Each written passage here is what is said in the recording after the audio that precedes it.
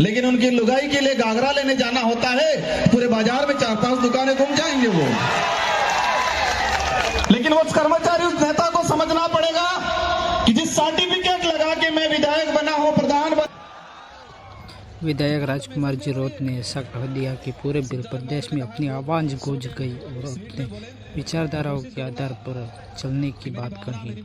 आगे वीडियो में बने रहे हो और पूरा वीडियो देखिए। 31वां आदिवासी सांस्कृतिक एकता महासम्मेलन में विभिन्न राज्यों से और अन्य देशों से पधारे हुए हमारे अतिथि, हम सब यहाँ पर एकत्रित होके हमारे आदिवासी समाज को किस दिशा में ले जाना है,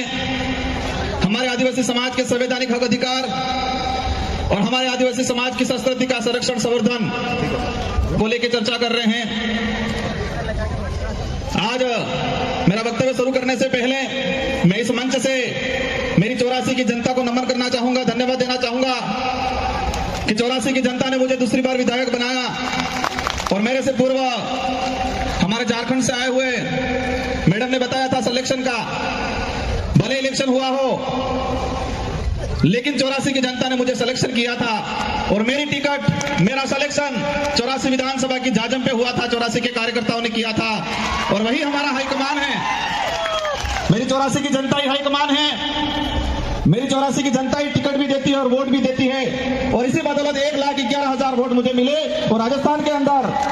मैं दूसरी बार विधायक बना और हाईएस्ट वोटों से परसेंटेज के मामले में 1 नंबर और बाकी संख्या के मामले में दूसरे नंबर पे मेरा नंबर रहा। इसके लिए मैं 84 की जनता को धन्यवाद देना चाहता हूं।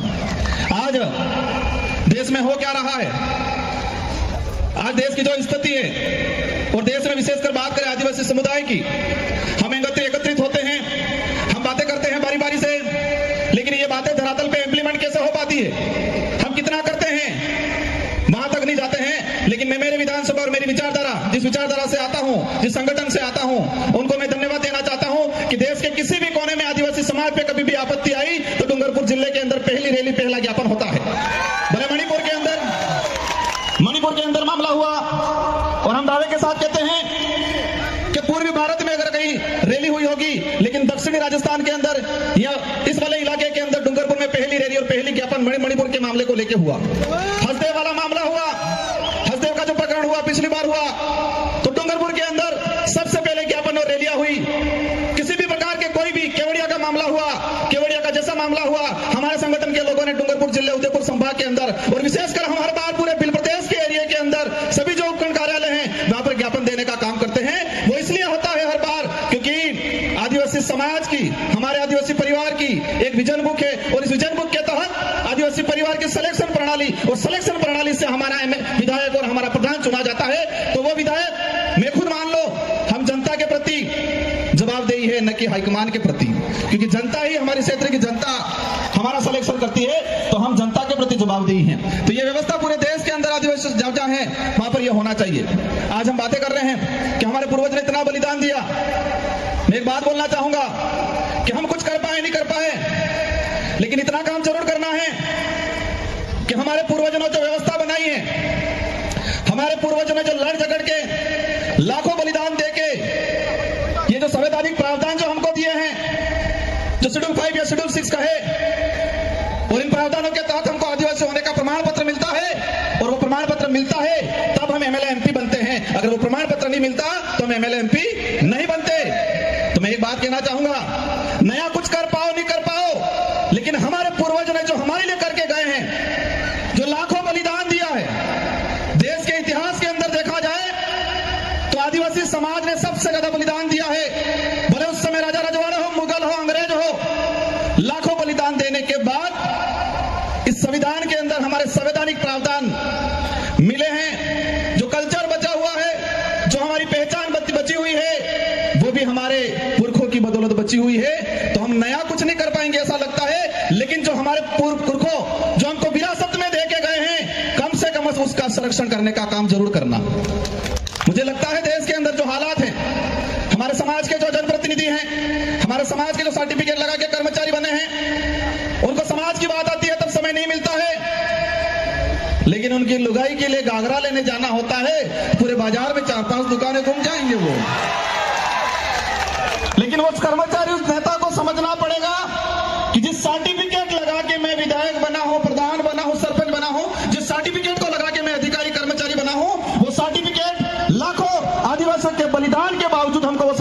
मिला है, ये बात समझनी पड़ेगी। आज आंदोलन हो रहे देश के अंदर, जहां पर जो आपत्ति आई आज हसदेव को लेके हो रहा है। हम हसदेव के आसपास से लोग आके मंच पे हम समाज की बात कर लेते हैं, लेकिन उसके लिए लड़ कितना रहा है पूरे देश के अंदर। जो आने वाली पीढ़ी है, वर्तमान जो युवा है, हमारे जो बुजुर्ग हैं, उनके अंदर भावना डालनी पड़ेगी कि देश के किसी भी कोने में कहीं पर भी आदिवासियों पे आपत्ति आई तो हम सबको पूरे देश में एक साथ एक ही दिन एक ही समय हमें ज्ञापन देना पड़ेगा, रैलियां निकालनी पड़ेगी। तब लगेगा कि देश के अंदर आदिवासी समाज एकजुटता हुआ है, एकता के सूत्र में बांधा गया है, ये तब लगेगा। आज देखता हूं मैं आंदोलन की बात, आज यूसीसी समान नागरिक संहिता, मैं इसकी बात इसलिए कह रहा हूं कि मेरे पूर्व पेशा एक्ट की बात हुई, मेरे पूर्व 13(3) की बात हुई, लेकिन समान नागरिक संहिता अगर देश में लागू होती है तो क्या पेशा एक्ट पे असर नहीं पड़ेगा? मैं सवाल करना चाहूंगा कि यूसीसी लागू होती है तो क्या हमारा संवैधानिक प्रावधान शेड्यूल 5, शेड्यूल 6, एट्रोसिटी एक्ट, पेशा एक्ट, इस पे क्या हमारा असर नहीं पड़ेगा? लेकिन इसके लिए हम नहीं बोल रहे हैं। हमें समय नहीं गुजारना है, हमें टाइम पास नहीं करना है, हमें आने वाली पीढ़ी के लिए लड़ झगड़ के हमारे पूर्वजों ने जो बलिदान देके जो प्रावधान किए हैं उनका संरक्षण करने का काम करना है। आज आंदोलन की बातें होती है, आंदोलन